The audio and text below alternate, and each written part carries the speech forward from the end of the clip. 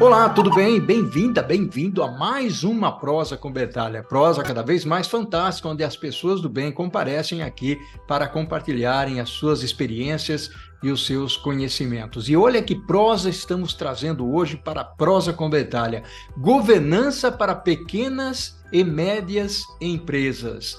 A governança para pequenas e médias empresas, as PMEs, é um fator crítico para o crescimento e a sustentabilidade. Embora muitas vezes associada a empresas de maior porte, a implementação eficaz da governança é igualmente importante para as pequenas e médias empresas. Ela envolve estruturas de tomada de decisão transparentes, definição clara de papéis e responsabilidades e mecanismos de prestação de contas. A governança bem estabelecida pode aprimorar a gestão de riscos, atrair investidores e fortalecer a confiança dos stakeholders. Para as PMEs, isso pode significar a diferença entre sobreviver e prosperar em um ambiente de negócios competitivo.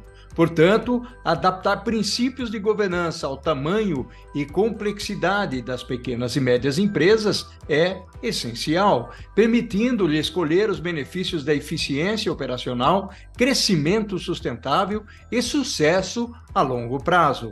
Vamos refletir sobre esse tema fascinante e importante aqui na Prosa com Bertalha, onde a educação e os negócios caminham juntos. E para isso eu terei o privilégio de trazer aqui para prosear comigo a minha amiga Eni Marçal. Olha só que honra, que orgulho receber aqui para prosear comigo a Eni Marçal. Eni, seja bem-vinda à Prosa com Bertalha. Eu que o diga. Muito obrigada, estou lisonjeada com o seu convite. E eu tenho certeza que vai ser uma prosa muito gratificante para nós. Fantástico, muito bacana. Eni, a gente acabou se conhecendo aí pelas redes sociais, né? LinkedIn principalmente. Quem é Eni Marçal? Bom, eu sou filha de dois professores. O papai era professor universitário de odontologia e a minha mãe de matemática, segundo grau. É uma família longeva, né? Eles tiveram 2 filhos, 5 netos, 4 bisnetos e uma tataneta. Sou estudante, adoro estudar, né? Eu tive a oportunidade de passar por várias universidades. A minha graduação é em administração. E também, como eu sou apaixonada por pessoas, me tornei uma especialista em gestão e governança corporativa. Eu gosto muito de servir, então eu gosto de colaborar para que essas famílias, essas empresas familiares se tornem famílias empresárias. E estou muito feliz de estar aqui com você. Olha só que fantástico, que bacana. Gratidão enorme, Eni. Tenho certeza que você vai trazer uma contribuição muito legal aqui para as pessoas que acompanham a Prosa com Bertalha. E já vamos aproveitar e dizer para as pessoas o seguinte: faça aí a sua curtida, se inscreva no canal se você ainda não está inscrito, acione a notificação para que você seja avisado de novos vídeos, novas prosas que são colocadas no canal, e ajude a compartilhar. Esse aqui é um voluntariado, né, Eni? Um voluntariado para disseminar o conhecimento, e é isso que você vai fazer agora. Eni, contextualiza esse tema para a gente. Por que a governança é considerada um fator crítico para o crescimento e a sustentabilidade das pequenas e médias empresas, Eni? Bom, em primeiro lugar, nós temos vários números que vão comprovar essa importância, né? No mundo, empresas familiares, elas representam mais de 70%. No Brasil, mais de 90%. Né? Elas representam 40% do nosso PIB. A força de trabalho hoje, elas representam 75%. Todas elas querem expandirem, mas infelizmente, só 30% que conseguem sobreviver depois de 5 anos. Só 3% conseguem passar para uma próxima geração. Por que disso?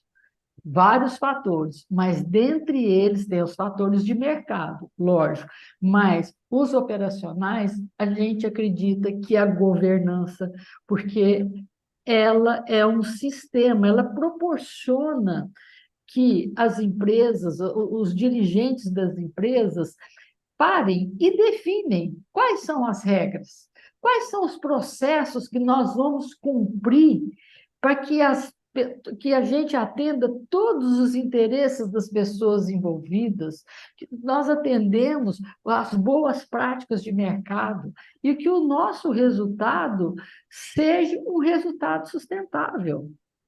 É impressionante que as pessoas, a grande maioria das empresas, quando você chega com um empresário, você pergunta: por que que você existe? Por que que você vai ser recomendado? Ele para e não sabe dizer, né? Poxa, como que está a sua organização? Como é que você define as suas prioridades?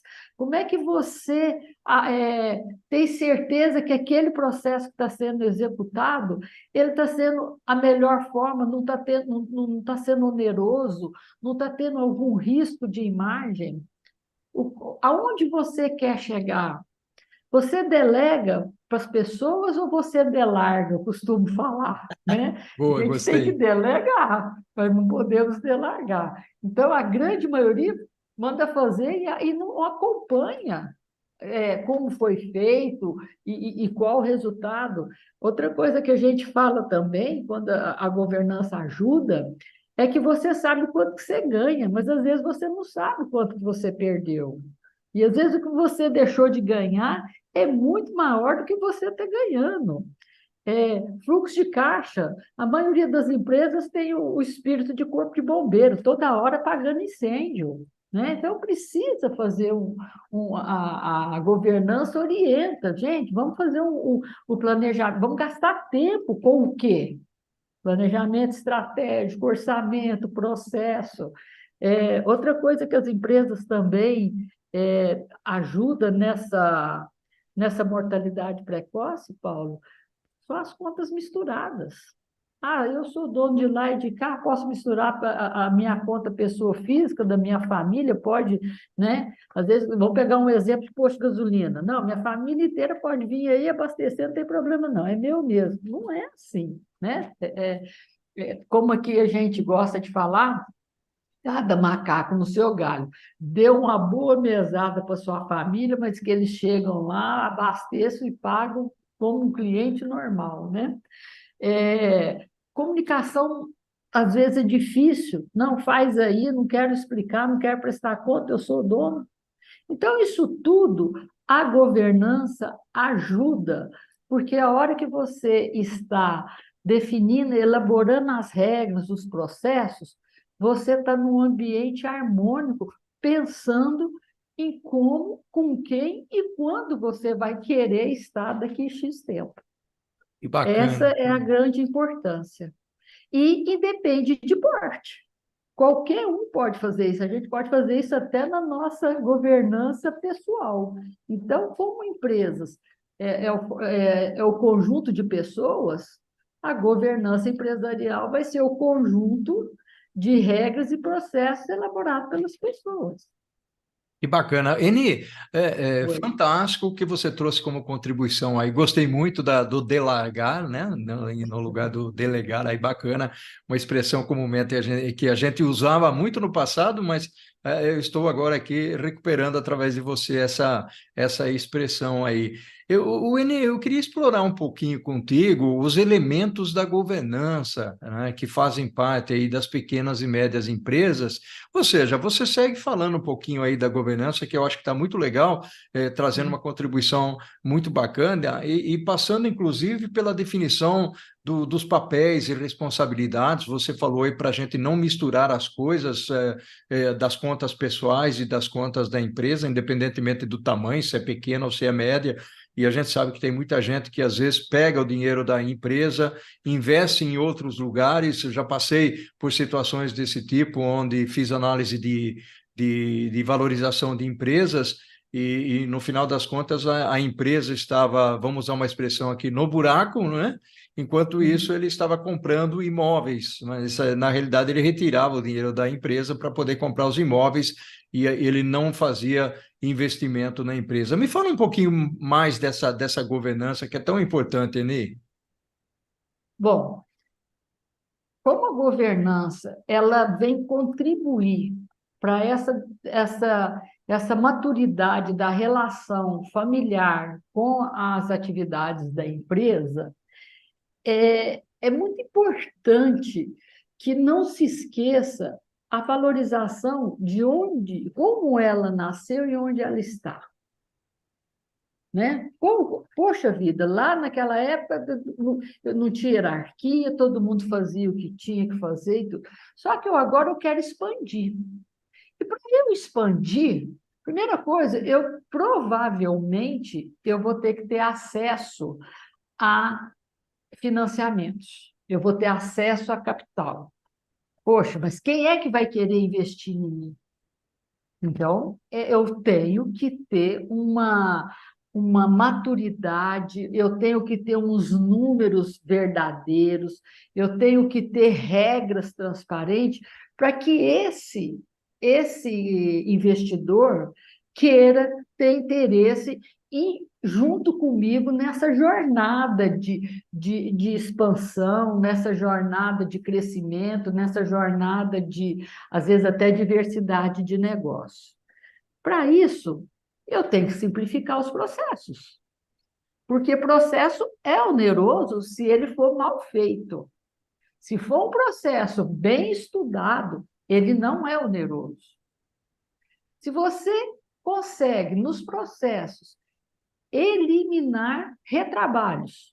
Isso tudo você vai tirando da despesa e colocando nas receitas. Aí a sua eficiência operacional vai aumentando. Você aumentando a sua eficiência operacional, você está também fazendo um exercício do alinhamento das estratégias. E aí tem uma outra coisa que eu gosto de falar também, Paulo. Colaboradores ou todo mundo que está envolvido na empresa, ele não pode ser feliz só do portão para fora. Ele tem que ser feliz do portão para dentro. Porque as pessoas falam assim, poxa vida, a minha área comercial tem 2 pessoas. Eu falo assim, que péssimo. Sua área comercial devia ser, além de você, todas as pessoas que estão envolvidas no processo. Né? Seus clientes, seus familiares, seus colaboradores, eles têm que ter orgulho daquela marca. E aí, com isso, as pessoas, os processos estão transparentes, o planejamento está sendo seguido, você não está tendo conflitos, está investindo em qualificação dos seus tanto dos sócios como de toda a equipe. Você concorda comigo que a rentabilidade, a melhoria da imagem da empresa, a valorização da empresa vai ser uma consequência? Tenho certeza disso, concordo com você. Bacana demais, Eni, o que você trouxe aí para a gente conversar nesse primeiro tempo. Eni, eu vou dizer uma coisa para você. Passou voando o primeiro tempo da nossa prosa aqui. Você não percebeu, mas nós já estamos falando aqui, batendo um papo há mais de 15 minutos. Eni, vamos fazer o seguinte: vamos chamar a dona Corujinha, vamos tomar uma água, vamos refrescar um pouquinho a garganta e vamos voltar para o segundo tempo? Pode ser? Pode ser, vamos lá. Olha só que prosa fantástica nós estamos tendo aqui com a Eni Marçal, que está trazendo aqui toda a sua bagagem, o seu conhecimento, a sua experiência e falando para a gente sobre governança, principalmente no que toca às PMEs, as pequenas e médias empresas. E eu gostaria de resgatar um ponto agora contigo, Eni, muito mais voltado para a parte de tomada de decisões. Ou seja, existe algum modelo que você queira trazer que facilite, que ajude o empreendedor a tomar suas decisões? Ah, sim, Paulo. Eu gosto demais do modelo de decisões de 4Ps. Eni, o que é isso? Olha, é um modelo que vai te proporcionar dinamismo, agilidade, né, transparência para todos, vai ajudar que não tenha desarmonia. E o importante, que as coisas continuam alinhadas dentro do propósito, da visão, do código de ética e de conduta da empresa. Então, que modelo é esse? Ele é muito simples, eu adoro ele. Primeiro, o assunto a ser definido está alinhado com o propósito que nós definimos? Está. Então, primeiro P, ele está alinhado com o propósito. Segundo P, potencial. Se não der certo, o que acontece? Mesmo sendo do nosso propósito, mas e se não der certo? Nós vamos em frente? Se acontecer os outros 50%? Tá, não, ele está vendo o propósito, ele tem potencial de dar certo, mas qual a probabilidade? Então, o terceiro P, probabilidade. Qual a probabilidade de não dar certo? Se for maior do que 50%, você para de novo. Eu vou em frente ou não?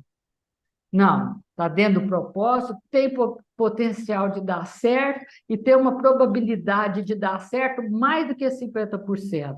Ok. É possível de implementá-lo? É possível, caso nós não conseguimos implementá-lo, nós vamos suportar a perda financeira, financeira, econômica, social, de imagem, credibilidade e reputação? Então, quando nos meus projetos, nos nossos projetos, eu falo, gente, põe essa dinâmica nas decisões, que vocês vão ver que depois de 30, 60, 90 dias, isso fica tão automático e tangível que o nosso raciocínio já bate uma coisa e faz propósito, potencial, probabilidade, possibilidade. Vamos embora, vamos tomar essa decisão. Isso é para qualquer nível. Então, eu gosto muito desse modelo e eu oriento as pessoas tomarem fazerem esse exercício desse modelo 4Ps. Que bacana. Eni, baita experiência e baita conhecimento que você está trazendo aqui para o pessoal que acompanha a nossa prosa, principalmente conectando aí o lado do empreendedorismo, que é um tema que a gente vem trazendo para cá e conectando com governança, então é uma dica especial para as pessoas que acompanham a nossa prosa. Um outro ponto que eu gostaria de explorar contigo, usando a sua experiência, Eni, é principalmente hoje em dia existem muitos riscos. Aliás, os riscos sempre existiram, mas eles estão muito mais acentuados. São vulnerabilidades, tecnologias, riscos com fornecedores, riscos de falências, de concordata, existe uma série de coisas. O meu ponto aqui é como é que a governança bem implementada, Eni, pode, de alguma maneira, influenciar a gestão de riscos dentro das pequenas e médias empresas? Bom, Paulo, outra coisa que nós indicamos, né, nas pequenas e médias empresas é a criação de um ambiente formal. Com a criação desse ambiente formal, que pode ser um conselho, um comitê, onde vai ter o exercício de estar revisando o planejamento estratégico, vai estar analisando as composições das receitas, né, das despesas, a prestação de conta como um todo, esses participantes se tornam guardiões das regras e dos processos. Então, nesse momento, como todo mundo se torna guardiões, todo mundo está voltado para que os projetos, as decisões estejam atendendo às boas práticas de mercado, a ética, a conduta, o propósito e as regras já estabelecidas. Então, desta forma, a mitigação de risco se torna uma realidade, porque Bacana. você criou um ambiente maduro, profissional, para analisar os próximos projetos. Que legal. Eni, tem um ponto que eu queria conversar contigo aí, até pela experiência que você tem. existe algo aqui que está me cutucando, né? Ou seja, muitas empresas elas acabam recebendo investimentos, pessoas que querem de alguma maneira botar um dinheiro na organização, ou seja, quando um investidor se sente atraído, né, por um produto, por um serviço, pela organização, isso pode ser extremamente interessante. E aí, como que é o lado da governança? Como é que você enxerga isso? Como é que uma governança sólida ela pode atrair esses investidores para as pequenas e médias empresas, Eni? Bom, primeira coisa que eles vão olhar porque nós temos basicamente três riscos, né? Tem o risco de mercado, o risco de gestão e o risco de sociedade. Então, o investidor sempre vai olhar como é que está composta essa empresa. Se ela tem uma concentração numa pessoa só, né? Para que aí essa concentração, essa estrutura não é fortalecida, e aí você corre o risco de decisões que não sejam de decisões concentradas, com unilateralidade, você corre o risco de fraude, né? Eles ficam muito atentos para ver as regras, se não tem fraudes, se não tem decisões e benefícios próprios. E, principalmente, isso na questão da sociedade. Na questão da empresa, da operação, se os números apresentados são consistentes. É importante que a questão da ética, da honestidade. Olha, os meus números são esses, e eu vou enfrentar esses desafios, e eu acho que são desafios muito difíceis, mas nós temos competência, nós temos esse pulo do gato que vai ajudar nós a chegarmos nisso que eu estou te propondo a vir junto comigo para nós atingirmos isso. E tem uma outra coisa, Paulo.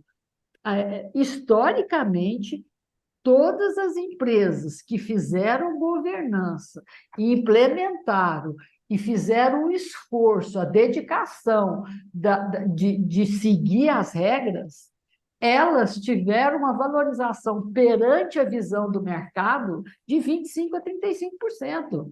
Porque quanto que vale uma empresa? Vale aquilo que eu, que quero investir, percebo que ela vale. Não adianta você falar para mim que vale 1 milhão, mas se eu perceber que vale só 800, eu vou te falar, eu tenho 800. Então, o investidor é muito criterioso com isso.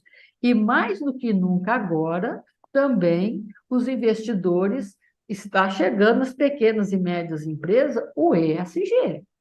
Uhum. Quais estão sendo as atitudes, as práticas de respeito aos indicadores do respeito ao ambiente, do respeito ao social e da governança.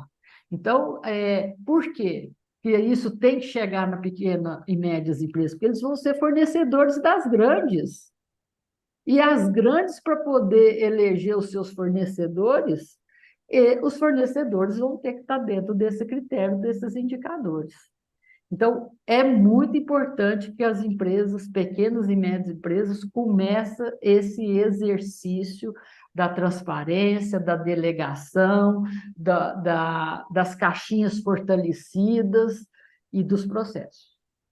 Que bacana, Winnie. Aliás, você tocou num ponto aí que é extremamente interessante, porque quando você começou falando e posicionando as pequenas e médias empresas, você já estava colocando qual era o potencial, ou qual é o potencial das PMEs no contexto brasileiro, de 70%, 90%, e só 3%, por exemplo, acabam, de certa forma, sobrevivendo e ao longo do tempo na relação familiar. E esse é um ponto interessante, porque se nós temos esse alto percentual, é mandatório que haja uma preocupação voltada para a sustentabilidade, né, Winnie? Eu acho que aí e é o nosso futuro, é o futuro do planeta.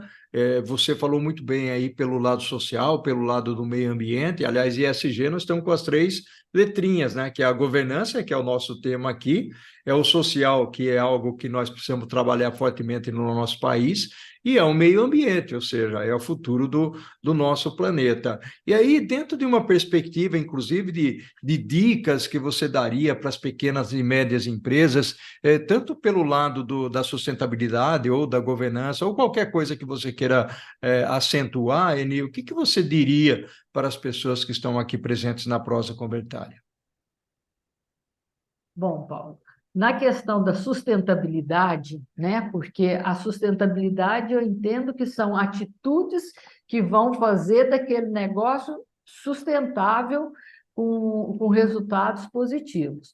E ESG são os indicadores que as instituições financeiras, os investidores, vão olhar para dentro da sua empresa e gerir o risco, né? O seu risco. Então, são coisas diferentes. Mas na questão da sustentabilidade, para mim, são atitudes.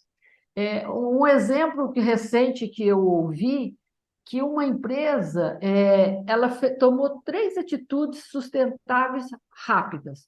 Primeiro, ela tirou os lixinhos das mesas. Não existe mais lixinhos nos ambientes, só no banheiro na cozinha, no refeitório. Não tem máquina mais de impressora, então não tem sentido. E os lixos básicos, então tirou os lixinhos. Tirou os copinhos descartáveis, todo mundo com o seu copo personalizado, ela personalizou. Social, ela abraçou um projeto e convidou as pessoas a participarem como voluntárias. Então, tem gente que está indo dar aula de inglês, tem gente que está indo ler, tem gente que está indo distribuir alimentos. Isso daí também está elevando o social da empresa e cumprindo rigorosamente o regimento interno deles. Ambiental, governança, eles estão com o propósito, a visão, a missão plenamente cumprindo. Então, é isso que a minha sugestão é essa, que as coisas sejam definidas e praticadas. Porque quando você não pratica, você tem que explicar. Essa é a minha sugestão. Que legal, Enê. Bacana demais a nossa prosa aqui, uma prosa fantástica. Nós estamos chegando ao final da nossa prosa aqui, Nossa, Enê. nem acredito. Gratidão enorme pela sua participação Eu aqui na te prosa conversália, agradeço. Enê. Uhum. Nossa, eu que te agradeço. Foi muito gostoso mesmo e eu não vi passar. Se você não tivesse administrando o tempo aí, provavelmente a gente ia exceder muito. Legal, Eni, muito bacana. Gratidão enorme pela sua participação aqui. Eu costumo dizer aqui no final, né? Primeiro, um abraço virtual para você, né? Ah, com A certeza. gente ainda vai Um se encontrar para um abraço cafezinho em algum e um momento. café, né? E um tintim. É isso aí. Eni, ao infinito e além. E o que nós Uhum. fazemos em vida ecoa na eternidade. Tchau, Com Eni. certeza. Tchau, obrigado, um abraço.